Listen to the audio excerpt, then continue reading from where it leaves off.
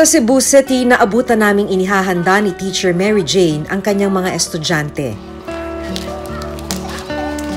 Lahat ng mga bata dito sa Carreta Cemetery nakatira.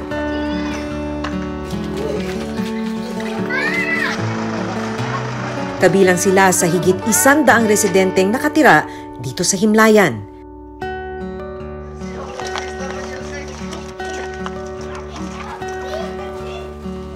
Matapos ang kanilang exercise,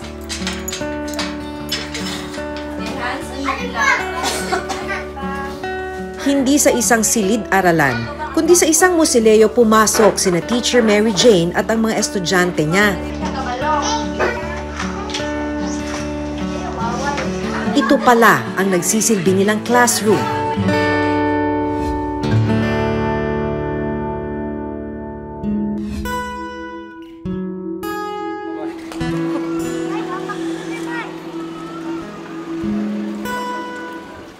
Dito sa Carreta Public Cemetery, itong musileo na to yung pinwestuhan ng daycare center dahil pumayag daw yung may-ari na gamitin yung musileo. Dito nga lang, mas marami yung mga nakalibing sa loob ng musileo. Kung bibilangin, mahigit 10 yung nakahimlay dito sa loob ng musileo. Dahil umulan kagabi, putikan ang sahig ng kanilang daycare center. Kasi walang roof sa itaas. Opo. So, pag umulan, tapos napupunta po talaga tubig rito. Bakit dito pa rin yung pinipwestuhan na musileo? Kasi ito lang yung malaki na mausoleum na conducive siya sa mga bata. Kasi karamihan dito, maliit lang yung mausoleum. Tapos yung may-ari, siya lang yung papayag na gamitin yung mausoleum niya. Para pang daycare. Oo. So bago ho ginagamit, talagang nagpapaalam doon sa may-ari. Sa may-ari. Pencils. Hapa pila ka pencils, B. Dungan. 1, 2, 12 taon nang nagtuturo si Teacher Mary Jane sa daycare center ng sementeryo. Programa ito ng isang non-government organization o NGO mula Germany. Nasanay na raw siyang katabi sa pagtuturo ang mga labi ng mga yumao. Nag-isipan nila na magkaroon ng daycare inside the cemetery para sa mga bata na hindi na sila lumalabas sa iba, pumunta sa ibang school, magsakay pa sila ng jeep. Sa parents naman, easy na lang sa kanila kasi ang mga bata na lang ang pumunta dito, hindi na sila maghatid. Kasi malapit lang yung bahay nila. Hindi ba weird, ma'am, na nasa loob ng sementeryo, may nicho po dito sa loob ng classroom nyo? Very weird talaga sa part ko. Pag start ko lang, hindi talaga maiwasan na matakot. Talaga? Nung mga unang araw mo? Oo, nung unang araw, habang naglalakad ako, patingin-tingin ako sa mga katabi. Kasi yung mga dinadaanan ko ay puro nicho. Na-challenge ako, nung nakita ko yung mga bata, hindi sila takot. Kasi alam ko na dito sila nakatira. Kabilang ang magkapatid na Chelsea, 5 taong gulang, at Althea, 3 taong gulang, sa mga tinuturuan ni Teacher Mary Jane. Para sa kanilang nanay na si Annalyn Racho, malaking tulong ang pagkakaroon ng klase sa loob mismo ng sementeryo kung saan sila nakatira. Bakit pinapapunta mo sila sa daycare? Para matuto silang mag-aral bago sila mag-grade 1 para may matutunan na sila dito. Malaki kasing tulong si Ma'am Jane sa amin dito. Dahil hindi na namin kailangan pumunta ng ibang barangay namin. Dito kasi paliguan ko lang sila, palitan ng damit. Sila na lang pumupunta dito. Lakad na sila. Napamahal na rin daw si Teacher Mary Jane sa mga bata, kaya kahit may oportunidad sa ibang mga paaralan, hindi raw niya magawang iwanan ang daycare sa sementeryo. Dito na lang muna ako kasi sabi ng mga parents, Ma'am, huwag mo kaming iwan kasi may mga anak pa kami. May kasunod. May kasunod pa. Hindi mo maiwan. Hindi ko talaga sila maiwan. Noon, wala pang daycare. Karamihan sa mga bata ay naglalaro lang sa labas. Tapos makita nila yung mga matatanda na magsusugal. May advantage ba yan pagka halimbawang tumungtong sila sa grade 1 or grade 2? Oh, may advantage talaga, ma'am, kasi pag pumunta na sila ng grade school, hindi na sila ma-discourage at komportable na sila na pumunta ng ibang school at marunong na silang sumulat, marunong na silang bumasa. Don't delay. And Pagkatapos ng klase, sinundo na ni Annalyn ang dalawang anak. Chelsea.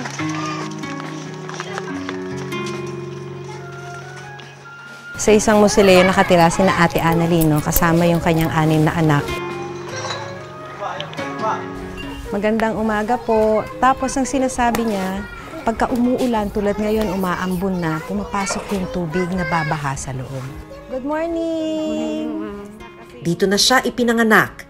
Dito rin niya isinilang ang kanyang 6 na anak. Sa loob ng mausoleo, naitayo nila ang kanilang kusina. Ang mga nicho, nagsisilbi rin nilang higaan. Ngayong araw, mag-iikot sa sementeryo si Annalyn. Para kumita ng extra, naglilinis din siya ng ibang nicho. 200 piso kada buwan ang kita niya rito.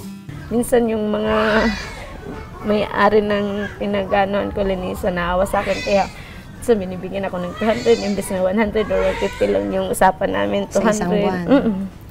Tapos, kung Ilang hindi- nicho yan? Marami-rami din. Ako, may ano ako ngayon, 8, 10, ganun. Sapat ba?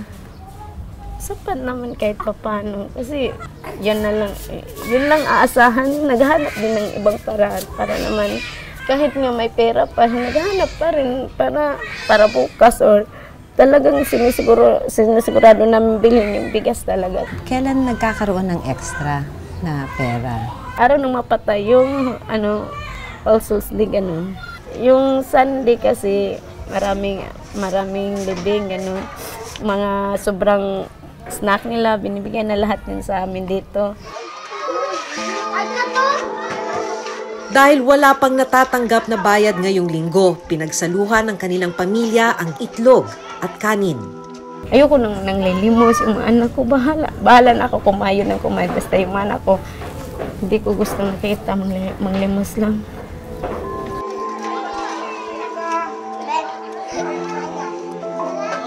Naawa ka sa kanila sa Oh, ngayon? syempre. Bakit? Hindi naman itong buhay na gusto ko sa kanila. Gusto nila ng mga gamit ng ganito, ganyan, pero hindi namin mabili. Tapos yung mga pagkain na gusto nila, hindi namin mabigay. Pangarap niya para sa mga anak, makapagtapos sila ng pag-aaral.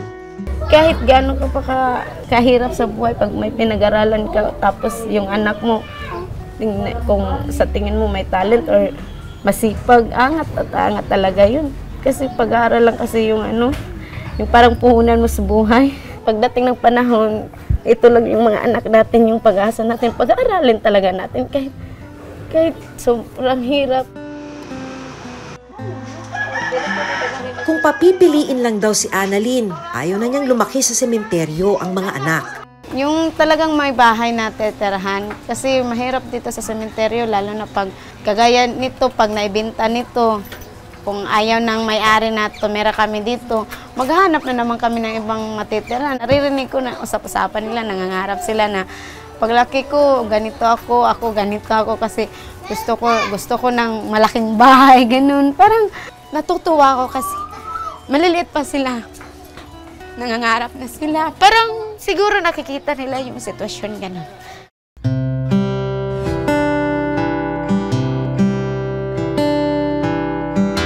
Pagkatapos magturo ni Teacher Mary Jane sa Carreta, didiretso siya sa kanyang pangalawang klase. Dito naman sa Chinese Cemetery sa Cebu City. Malalaking mausoleo ang mga nakatayo dito sa Cebu City Chinese Cemetery. Pero ang mga himlayan ng mga namayapa na malaking tulong para sa mga walang matirhan, tinatayang nasa 600 residente ang ngayon naninirahan dito.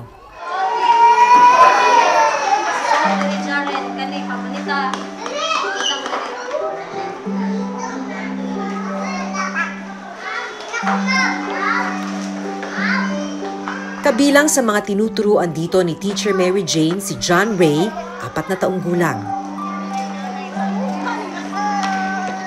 Noong araw na yon, sinabayan kong umuwi mula sa klase sina John Ray. Sinundo siya ng kanyang nanay na si Dorena. Malaking tulong ba? Opo, ma'am. Kasi malapit lang po.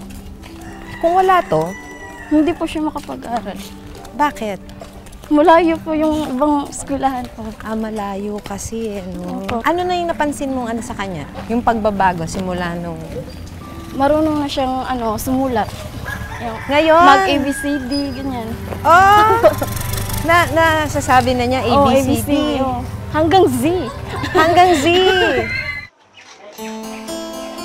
Katulad ni Annalyn, dito na lumaki at nagkapamilya si Dorena. Pinayagan din sila ng may-ari ng Musileo na pansamantalang tumira rito.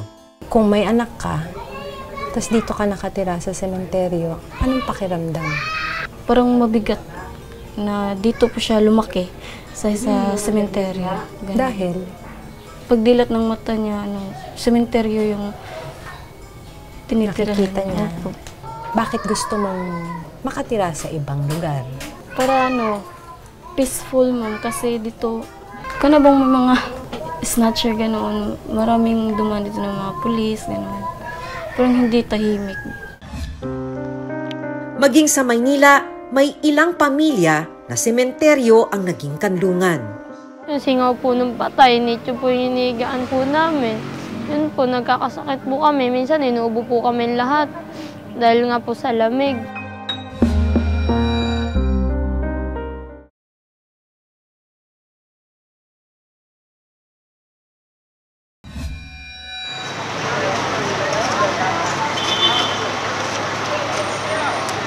Sa loob ng isang musuleo sa Tugatog Cemetery sa Malabon City, nakilala namin ang pamilya ni Mang Noel. Mahigit 10 taon na silang nakatira sa loob ng sementeryo.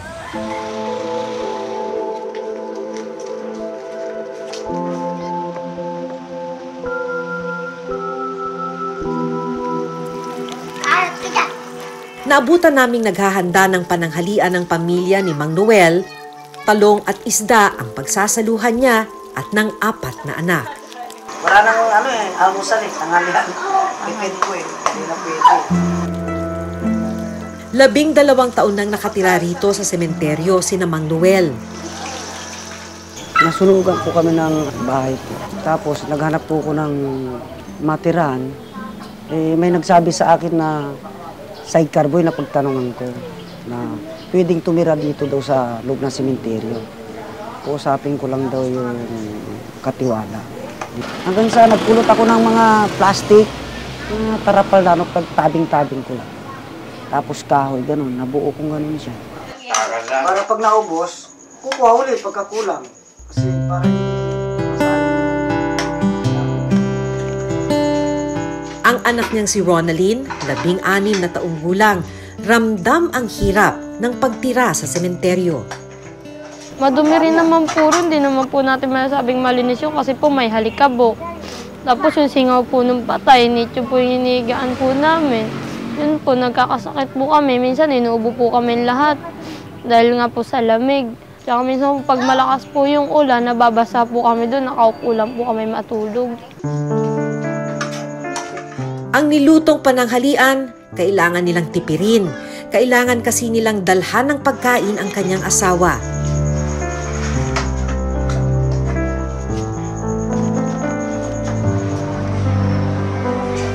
Dito na namin nalaman na 2 taon na palang nakakulong ang misis ni Mang Noel.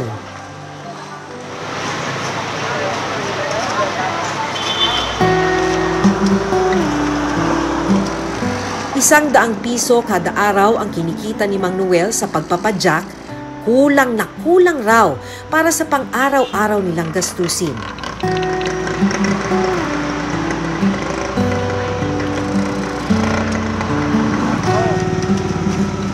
Para maka-extra, naglilinis din sila ng ibang lutso at nangangalakal ng basura. Tapos po, minsan kasi hindi kami kumakain. Minsan pagka yung di namin kaya yung almusal, hindi kami nag-aalmusal. Minsan mag-aalmusal kami, wala na kami tanghalian. Hapunan naman meron. Nga lang, alanganin sa oras.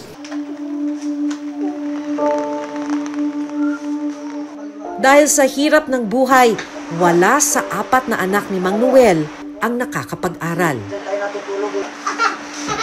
Gusto ko po may sarili po kaming bahay, maalis po kami sa ganito, makapag-aral din po kami para po may kinabukasan po kami. Simple lang po yung pangarap ko. Maging teacher po ako, tapos matulungan ko po yung mga taong nangangailangan din po. Kung sakaling umangat-angat po ako, maabutan ko po sila. Tapos may ayos po yung pamilya ko. Pagsapit ng gabi, kanya-kanyang hanap ng pwesto sa mga nicho sina Ronalyn. Nangangamba rin siya para sa kanilang seguridad. Hindi naman po ako natatakot sa multo, natatakot po ako, baka po may manakit sa amin na ibang tao po, lalo na po maliliit pa po yung kapatid ko. Pag natutulog ka po kasi sa gabi, minsan po may mambabato na bote. Kaya hindi ko po masasabi na kung ano yung mangyayari sa amin dito kasi hindi naman po namin hawak isip ng mga tao, di ba po? Kaya di po namin alam kung ano mangyayari sa amin. Ang mga nakatira sa mga sementeryo ay maituturing na mga informal settler. Sa buong bansa, tinatayang nasa 2.2 milyon na pamilya ang maituturing na informal settler families o ISF. May mandato ang National Housing Authority o NHA na magbigay ng murang pabahay para sa mga ISF. Pero sa ngayon, inuuna raw nilang i-relocate ang mga ISF na nakatira sa mga lupa kung saan itinatayo ang mga proyekto ng gobyerno. Prioridad din daw ang mga naapektuhan ng kalamidad.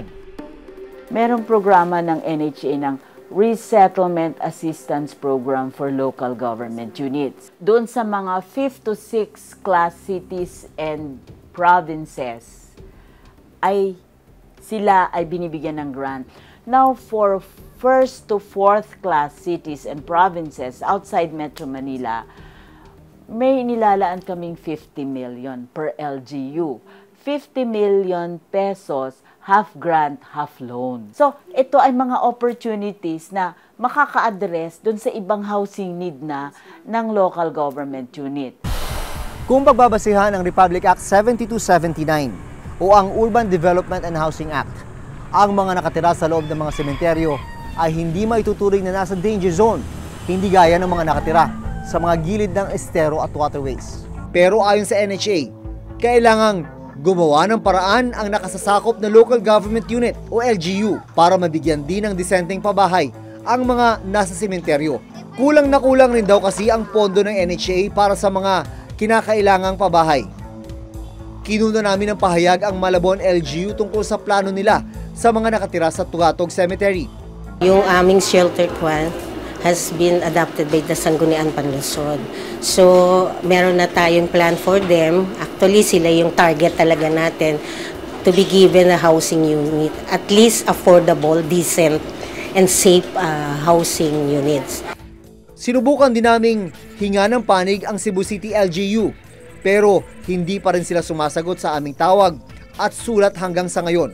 Ang mga LGUs, taon-taon, nagkakaroon sila ng plano. Meron silang tinatawag ng pagka-big time ang lungsod, meron silang 3 to 5 years development plan. Kapag maliit ang lungsod, meron silang 3 years plan, hindi lang 1 year yon. Dapat yun, isama nila yon sa kanilang 3 or to 5 years plan yung usapin ng informal settlers, housing, relocation, whether in city or off city. Kung saan pumupunta at sumisiksik ang ilan nating kababayan para makahanap ng masisilungan. Pero sa totoo lang, gaya ng nauna naming nabisita, may ilang pabahay sa iba't ibang panig ng bansa na walang nakatira at hindi na pakikinabangan.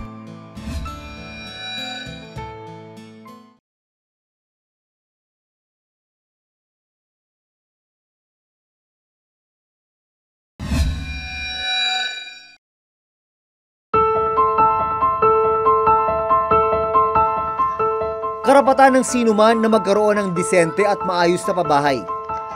Ang mga kagaya ni na Annalyn at Ronalyn, umaasang balang araw, makaalis sila sa himlayan ng mga patay at may matawag silang tunay na tahanan. Sabi ko, hindi naman ito yung pinangarap ko para sa kanila, sa mga anak ko. Hirap na po kasi kami dito. Marami pong nangangailangan ng tulong nila. Sana mabigyan po kami ng bahay. Marami pa pong mahirap dito na mas masakla pa po sa akin nalalagyan namin. Ako si Jun Veneracion Ako si Maki Pulido at ito ang nakatala sa aming Reporter's Notebook.